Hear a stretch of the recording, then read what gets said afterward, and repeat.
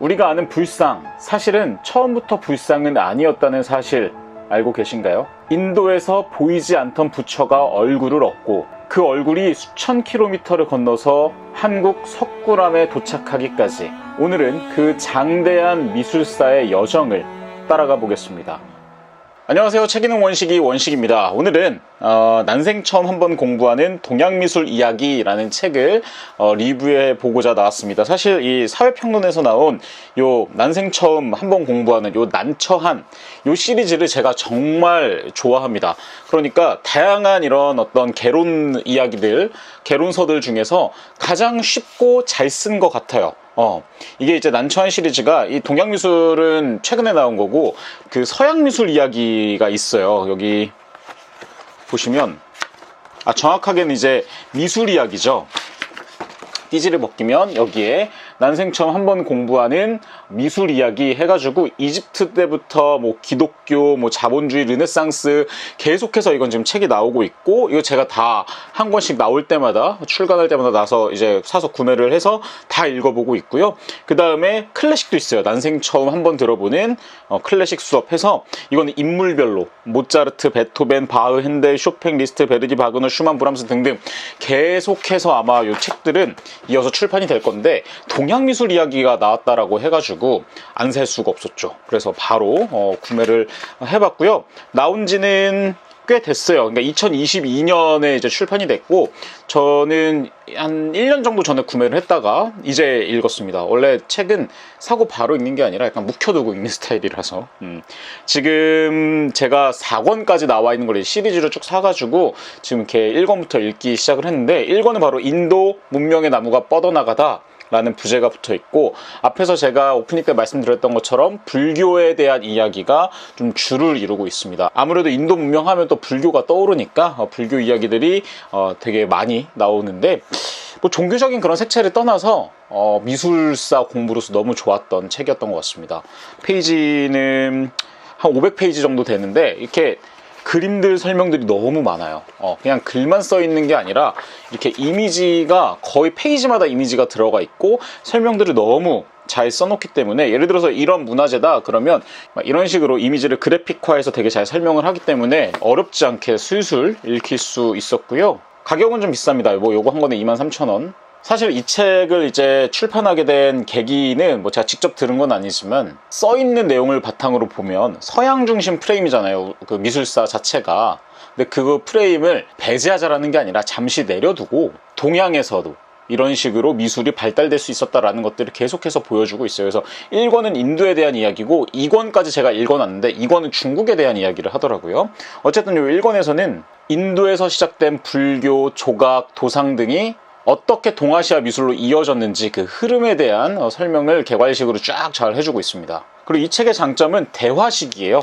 그래서 여기 보시는 것처럼 여기 이렇게 녹색 글자와 그 다음에 일반 색깔 있잖아요. 녹색 글자가 질문이고 이게 이제 검은색 글자가 그거에 대한 대답인데 이렇게 대화식으로 하는 것도 너무 어렵지 않게 받아들일 수 있게 도움이 됐었습니다. 그래서 약간 학부 수업 듣는 그 느낌? 학부 수업을 녹음해가지고 그걸 다시 들어보는 그런 느낌이라고 할까? 네, 그런 생각이 들었고요. 저자는 이제 강희정 교수입니다. 강희정 교수는 서울대학교에서 고고미술사학과를 졸업하고 이제 박사까지 받았고요. 서강대 동남아학 교수이자 동아연구소 소장이라고 합니다. 그러니까 아무래도 그 동아시아 미술의 전문가죠. 이 책의 구성은 총 4부로 이루어져 있는데요. 1부는 동양 문명의 기원, 그러니까 이제 서양 중심의 사고에서 조금 벗어나자라는 이야기들을 하고 있고요. 2부에서는 인더스 문명과 인도다움에 대해서 이야기를 합니다. 그리고 3부에서는 불교 탄성과 스투파의 시대, 그러니까 스투파가 이제 석탑의 원형을 스투파로 이제 이야기를 하거든요. 그리고 4부에서는 불상의 탄생, 그러니까 이제 아이코닉 단계의 종식과 도상의 정립에 대해서 이야기를 하고요. 결국 이 책 시리즈가 하고자 하는 얘기는 서양 중심 시선에서 벗어나서 동양 중심 시선으로 한번 동양 미술을 바라보자. 그러니까 서양 중심에서 계속해서 그 동양 미술을 바라보는 게 오리엔탈리즘적 시각을 벗어나서 한번 우리 시각으로 우리 동양 미술을 바라봐보자 라는 그 가치관에서 시작이 된 책입니다. 그러니까 동양을 이해하는 게 꼭 나를 이해하는, 자기를 이해한다라는 그런 문제의식에서 시작한 거죠. 그래서 인도는 우리가 사실 우리는 또 그 동북아시아라서 더 그럴 수도 있어. 동양 미술 하면은 뭐 시작이 중국으로 우리는 많이 생각을 하잖아요. 뭐 맞죠. 중국 문명, 황허 문명에서 이제 시작이 됐다. 그게 그 한반도로 그리고 일본으로 퍼져나갔다. 뭐 이런 게 이제 정설이니까. 그런데 인도가 동양 미술의 시작으로도 볼 수 있다. 되게 낯선 출발점 같잖아요. 근데 이 책을 보면은 이해가 됩니다.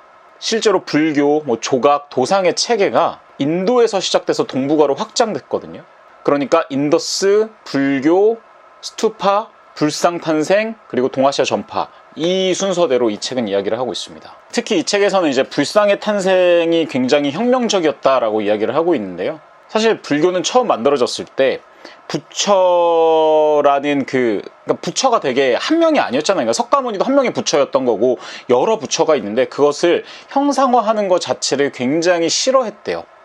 그걸 이제 아니코닉, 뭐 우리나라 말로 비상형이라고 하는데 그 전통을 깨고 쿠시안 제국 시기에 처음으로 불상이 나오고 불상 도상이 그때 이제 정립이 돼요. 왜냐면 처음 만들어졌었을 때는 여러 막 그 사람 얼굴들로 나왔을 거 아니에요. 근데 그것을 하나의 도상으로 이제 정립하고 그게 이제 동아시아 전역으로 퍼져나가면서 동아시아 불교 미술의 기반이 되었다라는 해석을 제시하고 있습니다. 근데 흥미롭죠. 저는 또 재밌었던 게 스투파. 이게 이제 석탑하고 발음이 스투파, 석탑 비슷하잖아요. 스투파, 그 인도에 있는 스투파들을 보면은 우리나라의 석탑하고 완전 다른 모양인데 우리나라 석탑이 봤을 때 그 스투파의 원형들이 가지고 있는 그 특징들을 다 가지고 있다. 이것들을 막 석가탑이나 이런 것들을 가지고서 이야기를 하는 거 보면서 되게 흥미로웠어요. 되게 재밌었습니다.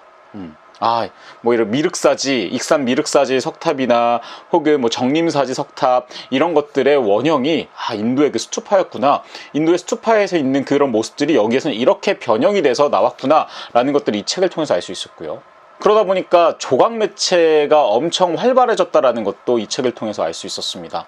이러한 조각의 이야기를 심어서 그거를 가지고 시각화해서 아시아 전역을 잇는 매개가 되었다라는 것들을 강조를 하는데 진짜 이 책에 보면 다양한 조각들이 나오고 그 조각에 나와 있는 내용들을 직접 그 불교 이야기들로 설명을 하면서 이해하기 쉽게 도움을 주고 있습니다. 그러니까 저는 이 책이 좋은 이유가 되게 문턱이 낮아요. 그러니까 막 미술사 하면 되게 어려워 보이잖아요. 그런데 그 문턱을 확 낮췄어요. 그 낮출 수 있었던 계기는 대화체 방식, 그 다음에 중간중간에 막 QR코드들이 막 이게 있거든요. 그런 걸 보면서 직접 이미지도 더 볼 수 있고, 그 다음에 되게 이미지들이 많이 나와요. 그리고 다양하게 나옵니다. 그런 것들도 큰 도움이 될 수 있었다. 문턱을 낮추는데 라고 생각이 들고요.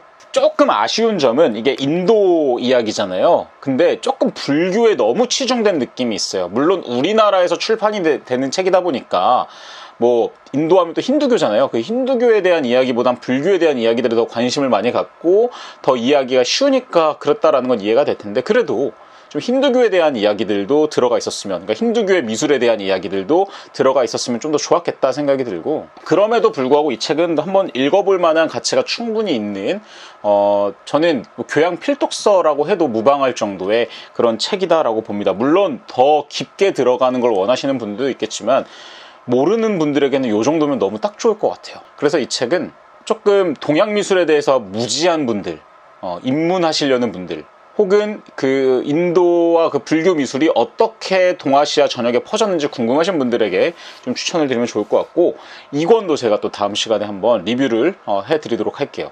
근데 보통 이런 책 읽으면 사실 이게 막 가보고 싶잖아요. 그 나와있던 거. 저는 그 난추안 그 미술 이야기 피렌체를 갔다 와서 5권의 이제 그 내용이거든요. 양정무 교수가 쓴 책 중에 5권이 이제 피렌체 그쪽, 이탈리아 그쪽인데, 읽고 나서 막 파도바, 베니스, 뭐 피렌체, 제가 갔던 곳들이 다 나왔어요.